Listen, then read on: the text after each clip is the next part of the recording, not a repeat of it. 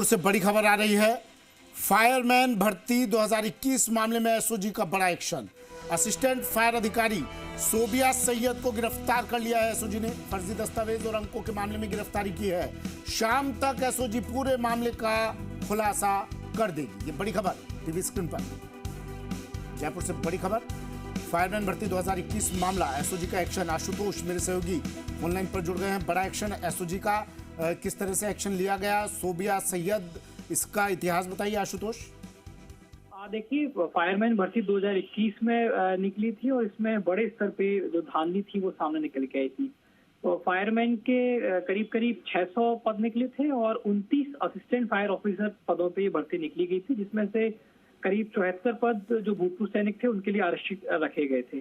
पूरे मामले में शिकायत पहुंची और जो कर्मचारी चयन आयोग है वहां से बताया गया कि करीब करीब 120 ऐसे अभ्यर्थियों की जो ज्वाइनिंग थी उसको रद्द किया गया, क्योंकि उनके जो अंक तालिका थी, उनके तमाम जो दस्तावेज थे वो पूरी तरीके से फर्जी पाए गए थे। एसओजी इसकी लगातार जांच कर रही थी और लगातार ये तमाम जो अभ्यर्थी थे, कुछ जगह पोस्टिंग भी उन लोगों को मिल चुकी थी, वो एसओजी की रडार पे थे। आज जो गिरफ्तारी की गई है, क्योंकि जैसा मैंने बताया कि असिस्टेंट फायर ऑफिसर के पदों पर भी भर्ती निकली थी, तो उसी के द्वारा ये चयनित थी।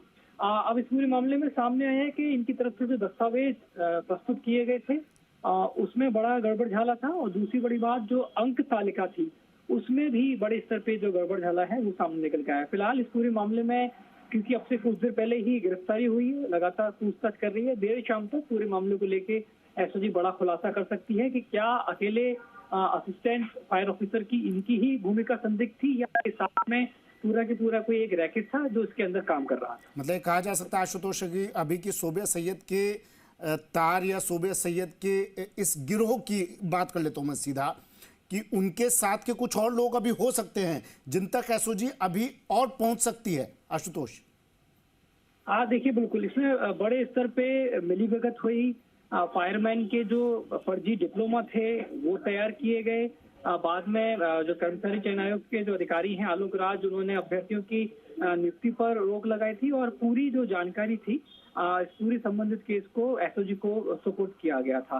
तो ऐसे में ये संभव है कि कौन कौन सी ऐसी यूनिवर्सिटी, कौन कौन से ऐसे कॉलेजेस थे जहां से इस तरीके के जो फेक दस्तावेज थे वो तैयार किए गए, फेक जो अंक तालिका थी वो तैयार की गई थी। कुछ जगह तो ऐसा भी मिला कि जिन इंस्टीट्यूट का जिक्र किया गया वो अपने आप में बंद थे। तो ये अपने में एक बड़ा रैकेट था जो काम कर रहा था। अब ये इसके अंदर कुछ गिरफ्तारियां पूर्व में भी हो चुकी हैं, लेकिन आज जो गिरफ्तारी हुई है उसके तार कहां तक जुड़े हैं, किस तरीके से फर्जीवाड़ा हुआ था, उसको लेकर एसओजी शाम तक खुलासा करेगी। चलिए, शुक्रिया आशुतोष तमाम जानकारी के लिए।